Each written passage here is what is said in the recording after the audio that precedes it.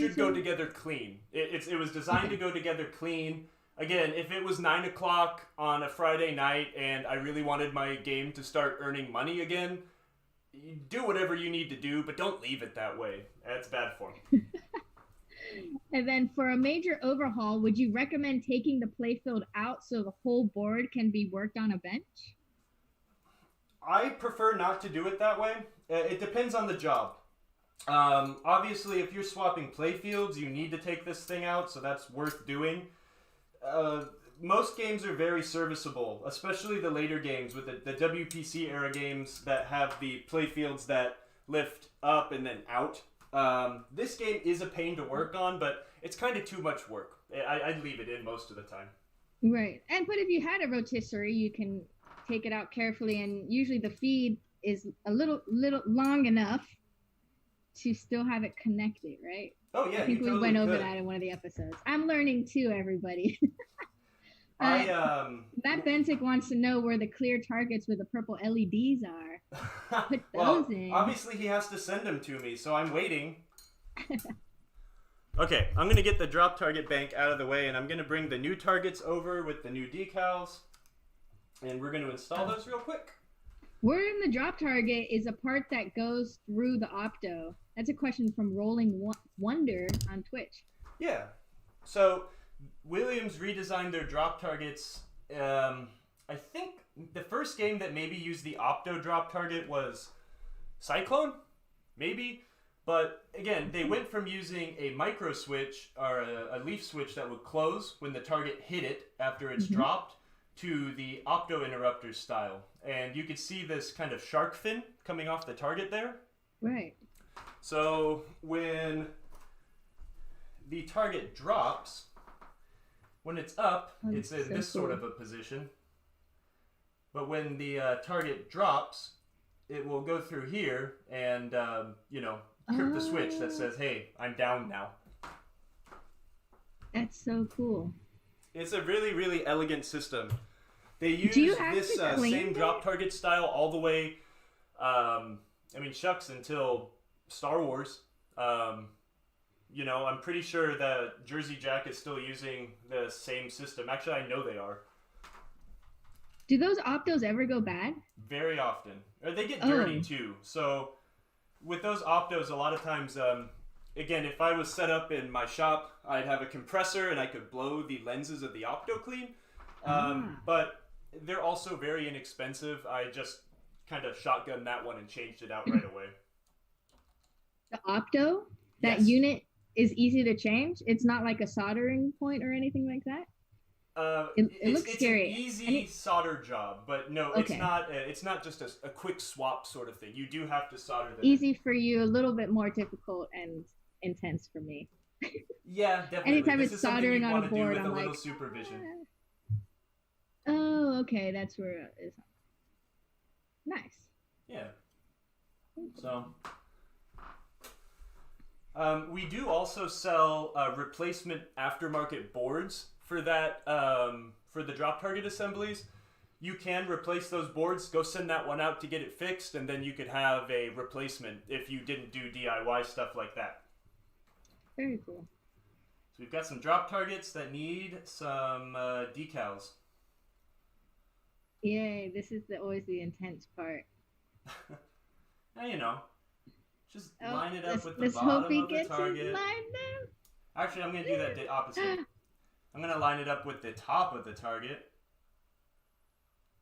Do you use anything to wipe down the drop targets before you put the adhesive sticker on it, or just like wipe it off? No, these are clean. They're brand new, so they're not oily or greasy or anything. Yeah, looks pretty good. Yeah, we'll see. My hands are shaky. Oh, Fedge says also if you order a new PCB for the drop targets, sometimes they don't fit correctly. I have seen that once or twice with the optos not being at the correct level, if that makes sense. I actually had that issue with the board I had here. I had to raise the opto off the board a millimeter or two to get the shark fin on the drop target to break the beam. So that is a possibility. You know, we try to avoid that when we reproduce boards. Is, you know, make sure they're a plug and play, but you know, sometimes issues do happen. So let's see. Sick. Oh, Jakucha rules on Twitch that sick flow, Kyle. Still waiting for Steve to get back to me on that Battletoads pre-order. Oh yeah. Gosh, what is Steve, this you gotta get on insider that, conversation? man. What's going on here? Oh, and here's the Opto board drop target 3-bank that we have that Kyle was referencing too. Again, the board is not going to look like a roller games behind it. That's actually green. My chroma key is again, another bit of advice I try to give customers or anybody trying to troubleshoot Pinball 2 is don't just go and replace the board thinking it's going to solve your problem. Try to do a little bit of troubleshooting before you just go and drop a bunch of money on a board. There could be underlying problems that a board might not solve. So, you know, always do a little due diligence, a little bit of troubleshooting before you decide to invest in a new board. Smart. Smart. Very smart. All right. So you got the stickers on pretty well. Now what? Now it's time to put them back on.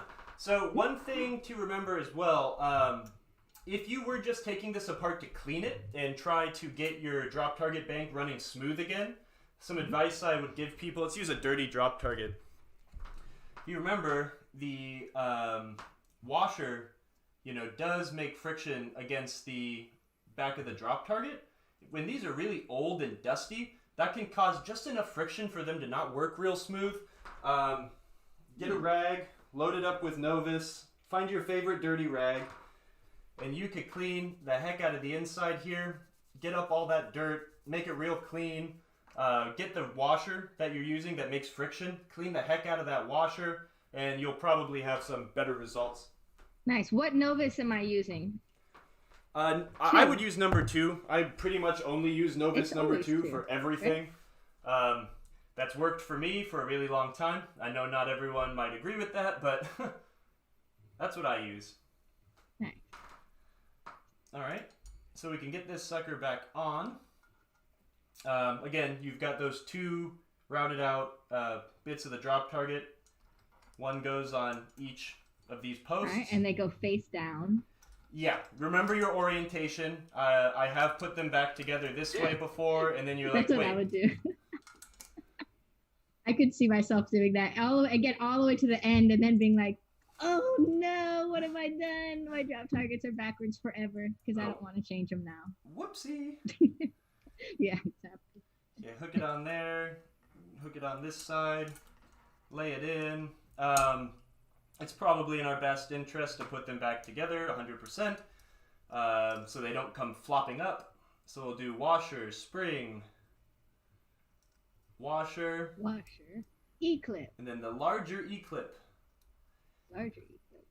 Remember, because the other E-clips you have hold the board on, and they're much smaller. Gotcha. Let's see. And again, a reminder to our friends that are watching that have not done installs like this before, take lots of pictures. Pictures will be your best friend. Keep your cell phone handy and just click away at every step. Because if you get pulled away during this rebuild and you don't remember where things go, it's going to be a nightmare. But then you could just pull up your phone and be like, oh, it's washer, spring, washer, E-clip. Take pictures. Yeah, take pictures. It's good for you. Oop. Things are rolling. Sorry.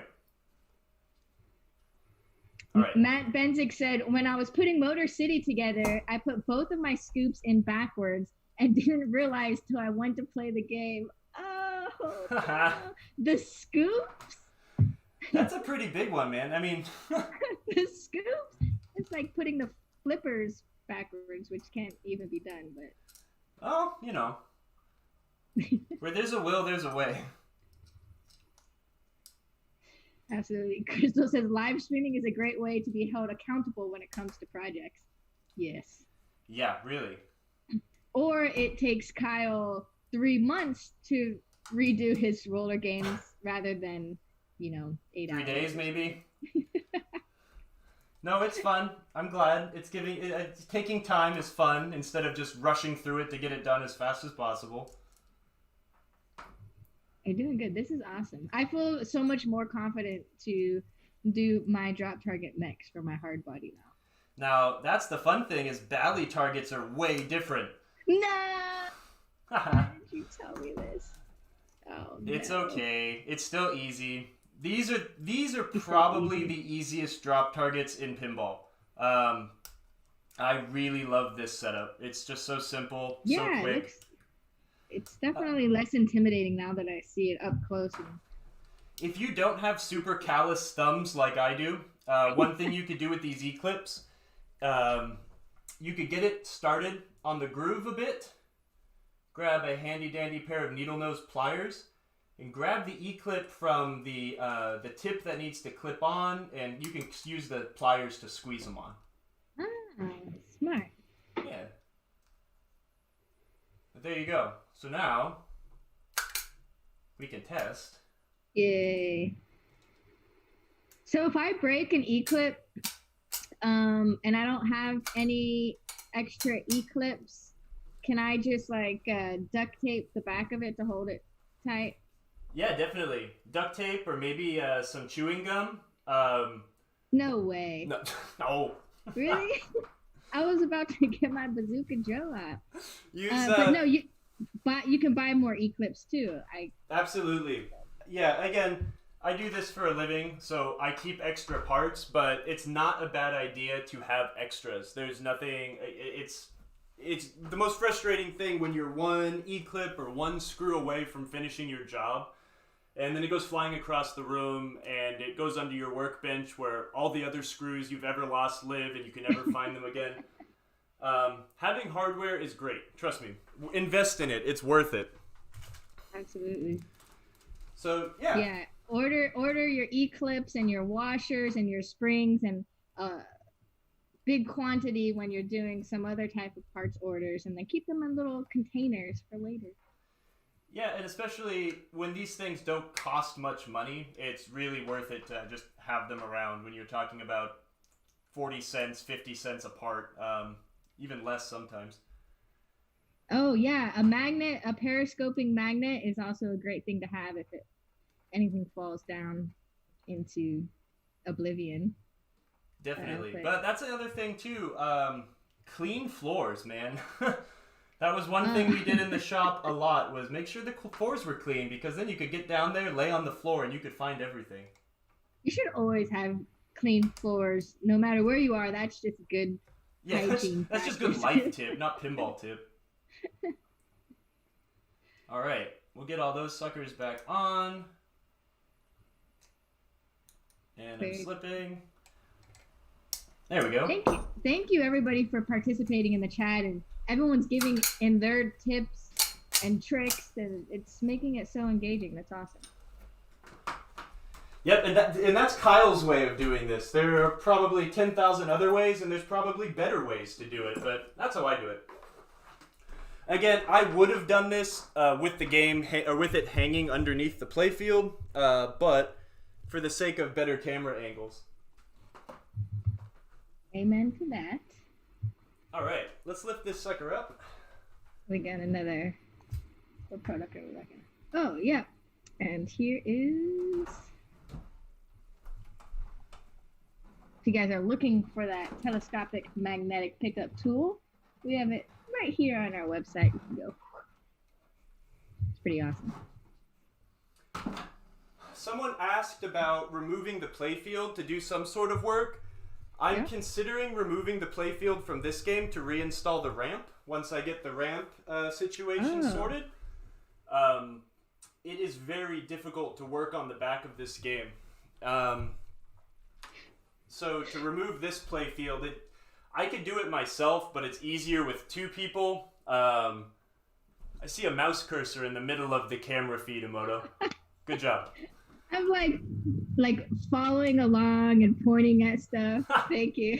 Sorry, everybody. Oh yeah, Project Pinball Charity. Working over a shag carpet is the worst. That's just extra. It's hard mode. Very hard mode. All right, You can do this by yourself, but I recommend having a friend. To get these play fields out, you kind of want to hold it at a slight incline or a slight angle like that, and then you can kind of lift up and out. It's just not easy with these games. To do one job, it's not easy. But to get this game assembled correctly with the ramp, do it once, do it right, it's probably better to remove the entire thing. So are we going to do that? Are we going to remove the entire playfield out and put it on a rotisserie? Not on a rotisserie. I'll probably lay a piece of cardboard down here and you figure a way to finagle it. We'll see. I haven't planned it out yet. But it would be nice to install the ramp on camera, see what we can do. Yeah, I definitely want to see that. I think we all want to see that. That sounds intense. All right, let's see. So we need some wire strippers because those wires were danger short. And we need some solder. And then I'll also need my 1/4-inch nut driver to reattach the drop target bank. Let's get back inside. Let's get inside. I know Crystal's itching to get over there and help you out. Yeah, come on over. Well, no, don't, Crystal. Because we Not want yet. to make sure no one gets sick. Not yet, but soon we'll be having Crystal there with Kyle working together on these projects. And also that would allow Crystal, for my purposes, to be another camera operator in the field and get those really nice close-up shots and angles that Kyle can't do because he doesn't have 4. I don't have tons of arms, unfortunately. I'm almost 7 feet tall, but that almost makes it harder. It makes my framing harder, that's for sure. Your head Sorry, cut you bend off. over. Thank you. I'm going to take 1 second. It's really hot in South Carolina today, and it's air condition time. Give me 2 seconds. All right, everybody. Well, Kyle is going to turn on his air condition. Okay. There's something about being on camera and these lights, they're making me nervous. Okay. You're doing great. You're glistening. Glistening. Yeah, with my super long COVID non-haircut hair. Oh, yeah. We can do a rebuild for Crystal's Galaxy I was for the just about next to suggest that. season. Very cool. I don't know. I have a feeling, again, if we put it up to a vote, Steve is just going to scream Baywatch again. Yeah. We're not going to do Baywatch. I don't know about that. I think Baywatch would be great. I'm kind of in Steve's camp. But What do you Galaxy, guys have to do with it? Huh? What's wrong with the Baywatch? It's ripped apart. Need to put a new DMD in it. Get it working. It boots up, but I haven't ever touched it, so... Okay, well, we'll get there too. Yeah. All right. So I've got the wire stripped. I'm going to find wherever I laid the bank down at now, which is right here. I'm going to reinstall the drop targets. Nice. Hold it in place. Thankfully, this is a magnetic nut driver. It's super handy for these one-handed jobs. Oh, Ted Montemuro on Facebook wants to know, what kind of solder do you use? Whatever I can get my hands on cheapest.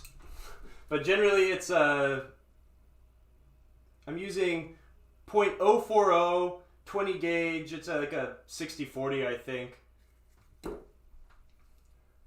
That's kind of my favorite solder. I like to use thinner solder for almost everything, especially because, in my toolbox, I don't have a ton of room. So generally, I need to, kind of get the tool, the jack of all trades sort of tool. So if I need to solder a coil on or go do some board work, having one solder for the whole thing is nice. You just summoned Midge. All of a sudden, he came out of nowhere and in all caps wrote, Baywatch! Yes! The people have spoken. Baywatch is what needs to happen, especially because the color DMD is so beautiful. Yeah. Oh, it is really cool with this chart. So one thing with this drop target bank, it might not be easy to see. There are mounting holes drilled into the frame, but the way this playfield's laid out, the fourth mounting hole is kind of halfway covered by an insert. One of those triangular guys. Oh, here, hold it's kind of hard to get an angle. But what they did, yeah, we can see it. Williams installed a screw, kind of at like a halfway angle. What are we looking at here? That I am trying to install now. Where is that screw? Can you see where my screwdriver is? My finger? So it's like a special screw?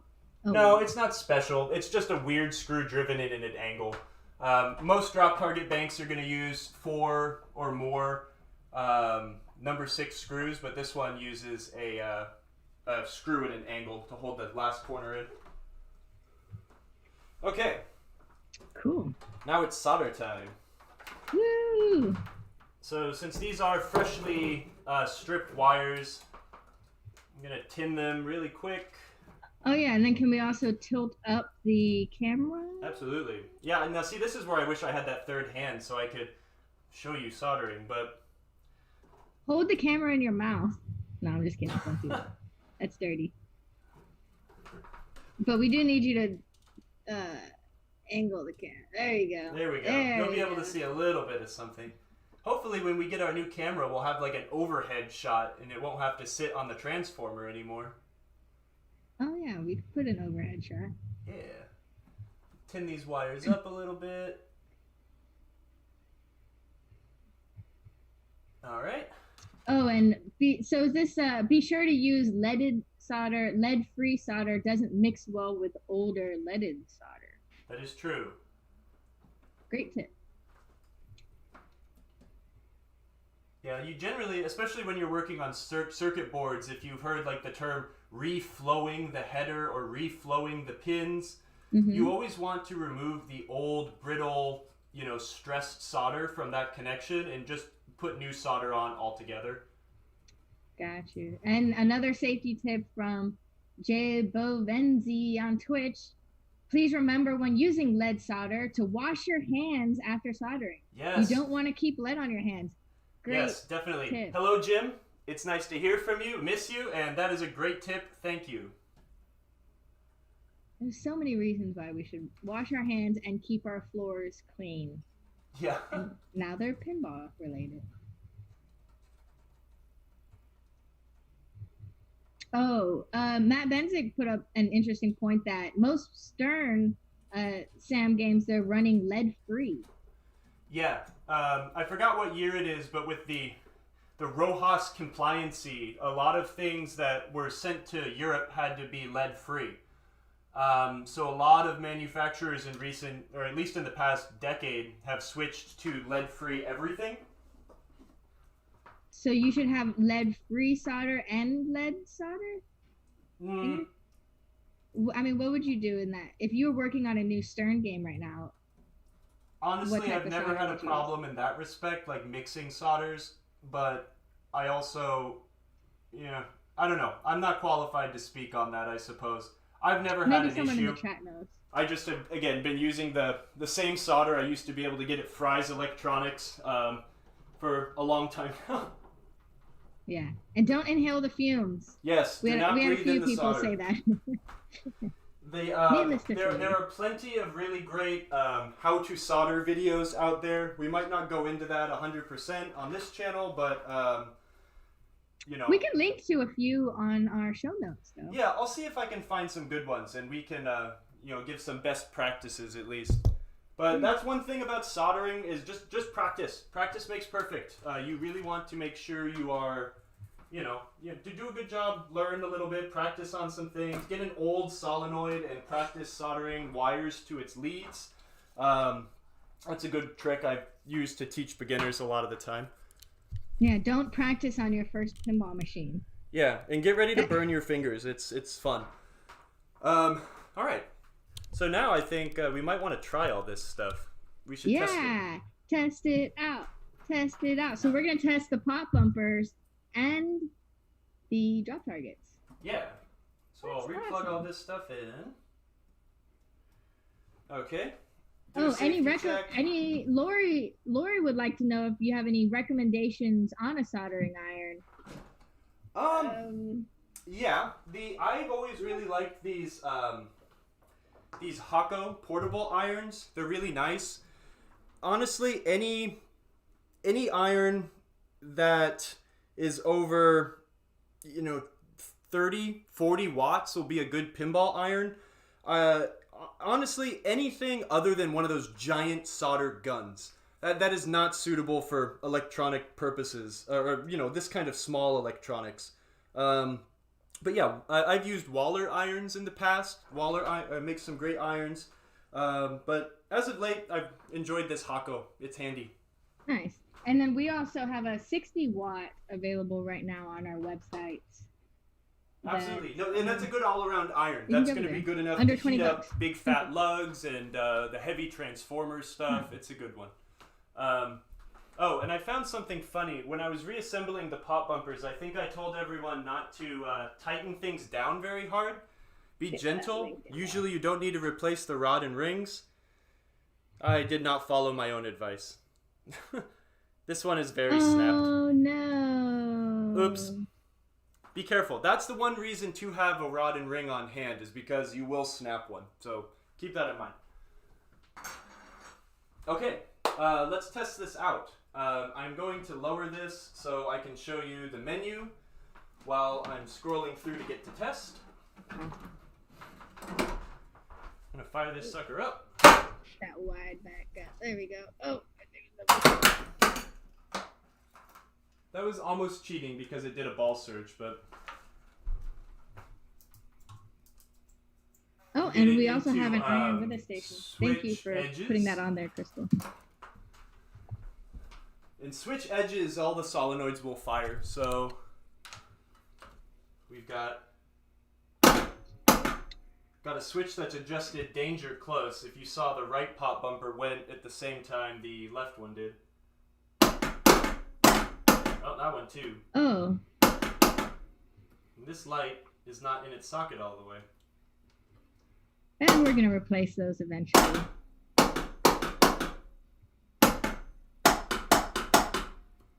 This one's just being a lazy LED. Sometimes when you are installing LEDs into sockets, especially these 555 LEDs, the legs kind of sit in a groove. What I'll do generally is I'll pull the non-attached side of the leg out at an angle like that on both sides. As so, you can kind of, if it focuses, there's kind of wings coming off the side. That just ensures better connection when you insert it into the socket. Wow, look at that. Yeah. So here we go. We've got pop bumpers, but these definitely need to be adjusted.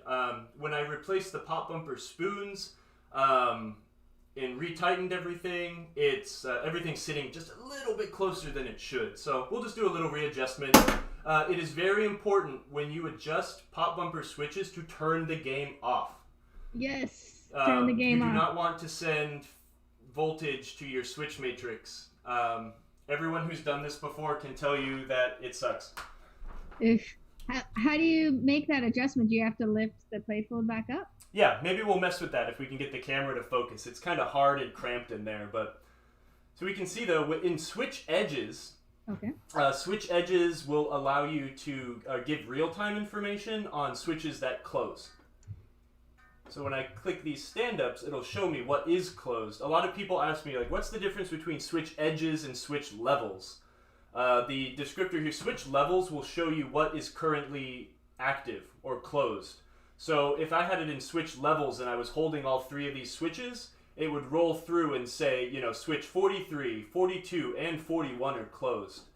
In switch edges, it gives you an instant readout.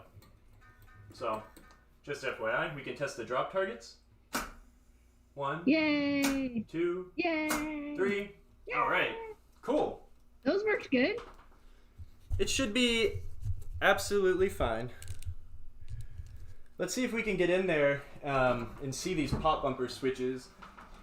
Yeah, how would you go about adjusting it? You just have to loosen, like... No, you get special tools, and this is one I didn't tell you about. Power is off. Switch adjusters.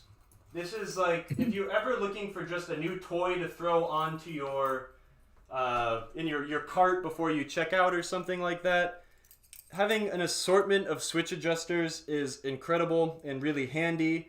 I modify them sometimes. Sometimes having a big fat opening like this is handy. Sometimes you want one with a very closed and concise opening to get one blade in a stack. It's always good to have flavor. Very cool. Thank you for the links in the chats, Mr. Barney and Per Monson. Hey, Crystal says, shouldn't you test those pop bumpers and drop targets with a ball? Since the weight is different than a finger? Yes, You've never felt the weights of Kyle's fingers. Generally, that is rule of thumb when you're testing like rollover switches, like this shooter lane switch, right? If I were to, let me get an angle.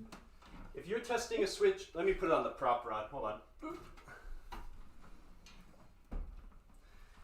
If you're testing this sort of a switch here with your finger, when you push down on the switch, the fat part of your finger might go into the rounded out hole more unnatural, where a ball couldn't do that. So in that respect, right, using a ball, it's only going to hit its maximum, like, you know, the circumference of the ball, where the fatty part of your finger could squeeze the switch a little more. I always test these switches with a ball. Things like this, that's okay to use your finger just to see if they're working. Pop bumpers are something you generally need to adjust a couple times to get that sweet, sweet action you're looking for. So it's something you generally will finish up when a game is, you know, one of the last things you do on a game. But yeah, this pop bumper switches, this is probably going to be a little hard with the lack of light. Okay, I see the switches down there. This would probably best be done on the bench if I were able to, heck, let's just disconnect it. We'll kind of finish up that pop bumper lesson we didn't get to last week. All right, cool. We're going back into the pop bumpers until we're adjusting the switch, and that's what's wrong with it. I for some reason thought you were talking about like the height of the pop bumper was too high or anything like that. No, it's when you put the new spoon in, the spoon is going to just require a different amount of adjustment. The spoon I took out was probably 30 years old, and it had been adjusted to work well for that amount of wear, but now that it's all fresh and new. So let's find a pop bumper skirt. So the way this whole setup works is the skirt sits in the spoon as so. Since this is fixed, when the skirt gets moved, this prong here will move off center on the switch and thus closing it. So it needs to be centered in the spoon. So again, when the ball comes and hits the edge of this skirt, it moves ever so slightly since this is at a divot, and that will end up closing this switch, which activates the pop bumper.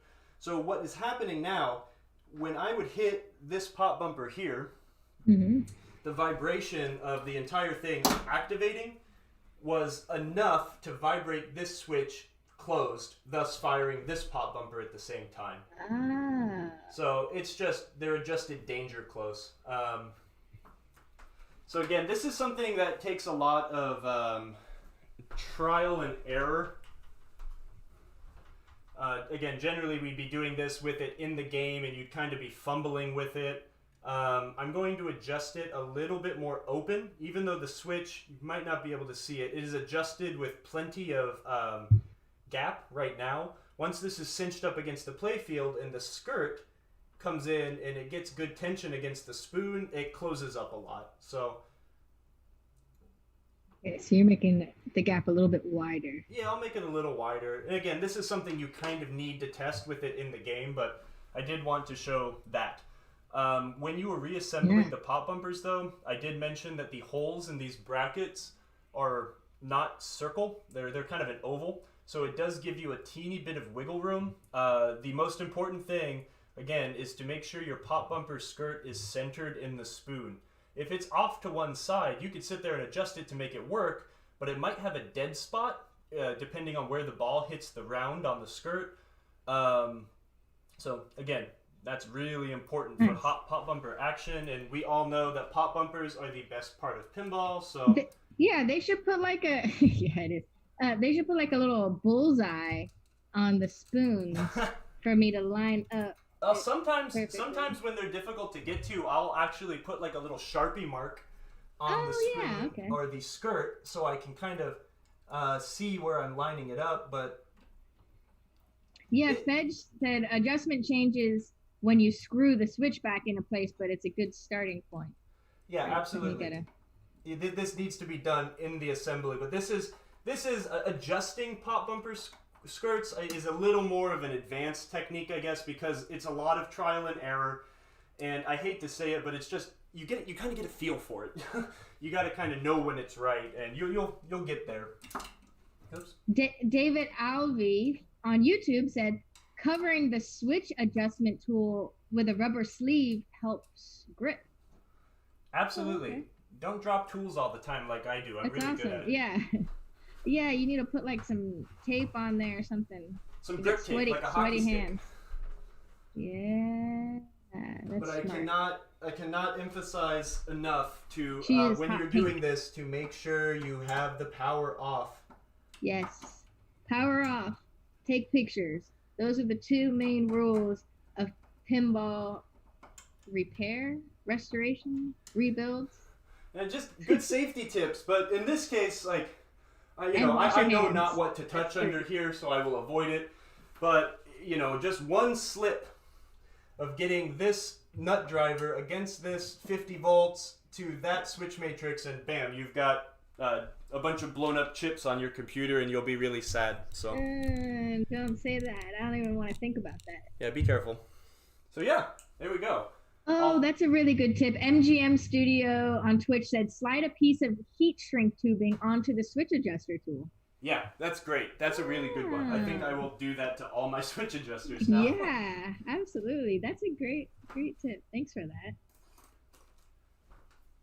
All right. Okay, so it should be good, right? We should be good.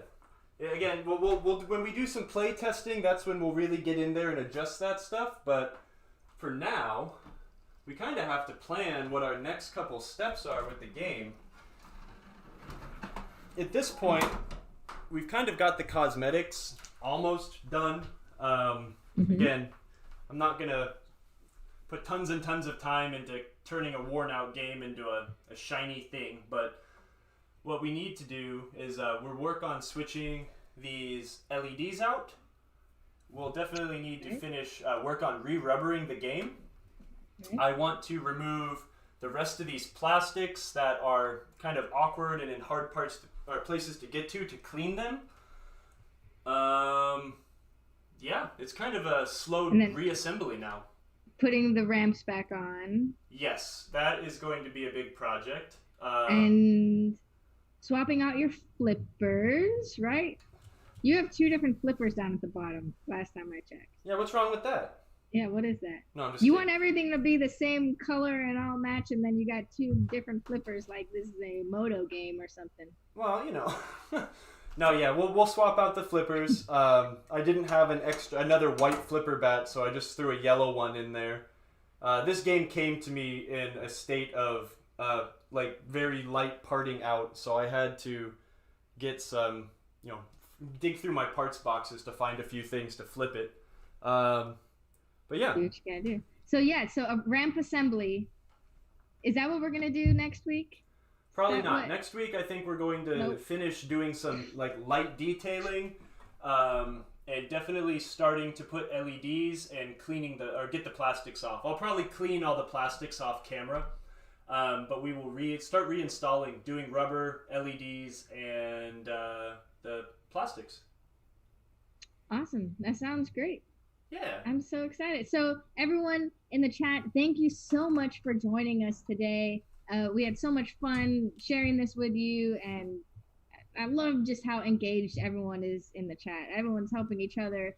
There's so many awesome tips going on. We're learning. I'm learning. If you guys want to see anything particular on our show, PinTech Live, shoot us an email at marcotv@marcopinball.com. And, who knows? Yeah, let us know what else you want to see. We've got resources. We want to see what's in your toolbox. We don't have time today, but I would love for us to go through and see what's in Kyle's general toolbox that we would know. If I'm starting on my hard body machine, what tools do I need to have right there ready to go. Yeah, for sure. We can go through that. I could show you this giant messy toolbox next time. Go over some of the more advanced stuff I love and all the the flaps. basic stuff. This is the toolbox I've been carrying for years. So yeah, no, that would be good. We could totally do that. We were considering also maybe thinking if people wanted to do like some sort of a fireside chat, call in or send in tech questions, and maybe I could try to answer them to the best of my ability. If you're interested in that, let us know. It'd be fun. Steve says, Baywatch? All right. We're stopping the stream. Steve. Everyone back to work. All right. Thank you, Kyle. Thank you, everybody. Please follow us. The best place to follow us, I think, is Twitch. That's the end game goal. Twitch.tv is the now of live streaming. So we're Marco Pinball on Twitch.tv. Please follow us, subscribe if you so will, and you'll see us still on Facebook and YouTube. And stay tuned for those show notes with extra links to what we did today and previous episodes. Thank you guys so much.